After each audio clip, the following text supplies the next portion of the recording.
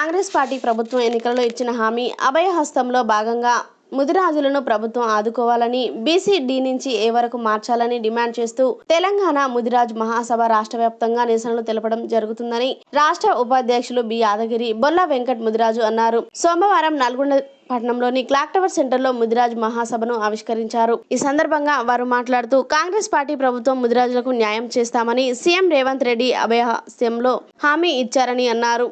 ముదిరాజులకు చట్టసభల్లో మంత్రి పదవి, 10 కార్పొరేషన్ పదవులు, లోకల్ బాడీ ఎన్నికలలో తగిన ప్రాధాన్యత ఇవ్వాలని డిమాండ్ చేశారు. ముదిరాజ్ కార్పొరేషన్ కుట్ల నిధులను విడుదల చేయాలని, హైదరాబాద్ లో నిర్మించే సంఘ భవనానికి 10 కోట్ల రూపాయలు ప్రభుత్వం విడుదల చేయాలని కోరారు. ఈ కార్యక్రమంలో ముదిరాజ్ మహాసభ నాయకులు శంకర్ ముదిరాజ్, మహిళా నాయకురాలు విజయ ముదిరాజ్, జోగు వెంకటేశ్వర్లు ముదిరాజ్ తదితరులు ఉన్నారు.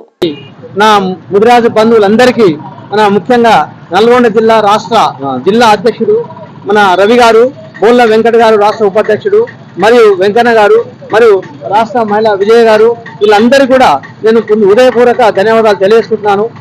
దీంట్లో రేవంత్ రెడ్డి గారు మహబూబ్ నగర్ మీటింగ్ లో ఒక అభయహస్తంలో భాగంగానే మనకి ముదిరాజు సంఘం యొక్క సమస్యల పరిష్కారానికి తీవ్రంగా కృషి చేస్తున్నామని చెప్పాడు.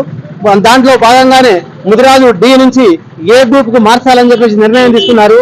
దాంట్లో భాగంగానే మన ముదిరాజు కార్పొరేషన్ ఫండ్ 1000 కోట్ల ఫండ్ను కేటాయిస్తామని చెప్పేసి అన్నారు. మేము అదే కేటాయించాలని చెప్పేసి మేము మనవి చేస్తున్నాము.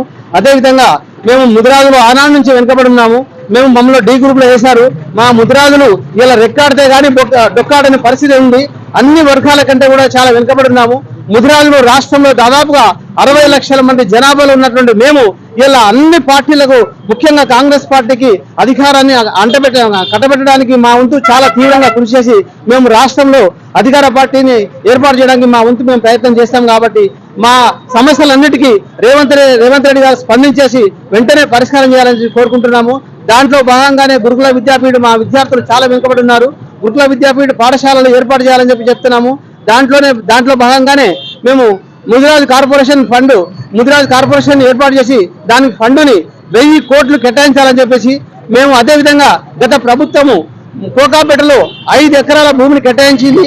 దాంట్లో భాగంగానే 5 కోట్లు కేటాయించారు. దానికి ఇప్పుడు మేము దాన్ని నిర్మించడానికి ఒక 10 కోట్ల రూపాయలు మేము కేటాయించాలని చెప్పేసి ఈ సందర్భంగా మేము రేవంత్ రెడ్డి గారికి మనవి చేస్తున్నాము. కాబట్టి అభయహస్తంలో ఉన్నటువంటి అన్ని హామీలని నెరవేర్చాలని మేము ఈ సందర్భంగా వాళ్ళకి నేను హృదయపూర్వక విజ్ఞప్తి చేస్తున్నాం. కాబట్టి మేము మండల కేంద్రాలలో ఈ 2-3 రోజులనే మండల కేంద్రాల్లో ఎంఆర్ఓ గారికి, కలెక్టర్ గారికి, ఆర్డీఓ గారికి అందరికీ ఈ మా వినతి పత్రాలు సమర్పిస్తున్నామని చెప్పేసి దాంట్లో భాగంగా నేను నల్గొండ జిల్లాకు రావడం జరిగింది. ఈ సమస్యలను వెంటనే స్పందించేసి మాకు పరిష్కారం చూపెట్టాలని, అదేవిధంగా మంత్రివర్గంలో స్థానం కల్పించాలని, ఎమ్మెల్సీలు 3 ఇవ్వాలని చెప్పేసి, కార్పొరేషన్ లో ఒక 11 కార్పొరేషన్ చైర్మన్ మాకు ఇవ్వాలని చెప్పేసి, స్థానిక ఎన్నికలలో జెడ్పీటీసీలు కానివ్వండి, సర్పంచ్ కానివ్వండి, ఎంపీటీసీలు కానివ్వండి, అన్ని స్థానిక ఎన్నికల్లో మాకు ప్రాతినిధ్యం వహించేటట్టు మాకు అధిక ప్రాధాన్యం ఇవ్వాలని చెప్పేసి మేము మనవి చేస్తూ నేను ఈ సందర్భంగా వచ్చినటువంటి మా నాయకులందరికీ నేను వినయపూర్వకంగా నేను విజ్ఞప్తి చేస్తూ ముగిస్తున్నాను. ముదిరాజ్ మహాసభ రాష్ట్ర కార్యదర్శి ఈరోజు నల్గొండ జిల్లా కేంద్రంలో మరి గూఢపత్రిక ఆవిష్కరణ చేయడం జరిగింది. తెలంగాణ ముదిరాజ్ మహాసభ ప్రధానమైన డిమాండ్లు పెడుతూ మరి ప్రభుత్వానికి మరి మండల అధికారులకు వినతి పత్రం ఇవ్వడం, మరి ఈ నెల 15 నుంచి 20 తారీఖు వరకు ప్రతి మండల కేంద్రంలో వినతి పత్రాలు, అదేవిధంగా 20 తారీఖు నాడు జిల్లా కలెక్టర్ గారికి వినతి పత్రం ఇవ్వడం ప్రధాన ఉద్దేశంతో దీనిలో ఉన్న ప్రధాన డిమాండ్ ఏంటంటే ముదిరాజులు బీసీడీ నుంచి బీసీఏలకు మార్చే ప్రక్రియ జీవో 15ను పునరుద్ధరించి మరి ఆ డేట్ ప్రకారం మాకు హక్కులు కల్పించాలి. అదేవిధంగా చెరువుల కుంటలపైన ఈరోజు ముదిరాజు బెస్తలకే మరి ప్రత్యేక ఆర్డినెన్స్ తీసుకొచ్చి మరి ఎవరైనా ఇతర కులస్తులు చెరువులపై మరి అజమాషి పెత్తనం చెలాయిస్తే వారిపై వెంటనే పీడీఎఫ్ పెట్టే విధంగా చట్టం తీసుకురావాలని చెప్పేసి ప్రధాన డిమాండ్. అదేవిధంగా ముదిరాజు మత్స్యకారులకు మరి 70% సబ్సిడీతోని అనేక కార్యక్రమాలు నిర్వహించాలని ప్రభుత్వాన్ని కోరుతా ఉన్నాం. మరి తెలంగాణ ప్రభుత్వము మరి అభయహస్తం హామీలు ఏవైతే ఇచ్చిందో మరి మేనిఫెస్టోలో పెట్టిన ప్రధాన డిమాండ్లైన ముదిరాలను బీసీడీ నుంచి బీసీఏలకు మారుస్తామని చెప్పేసి మరి ముఖ్యమంత్రి రేవంత్ రెడ్డి గారు అనేక సందర్భాల్లో అనేక సభలలో చెప్పడం జరిగింది.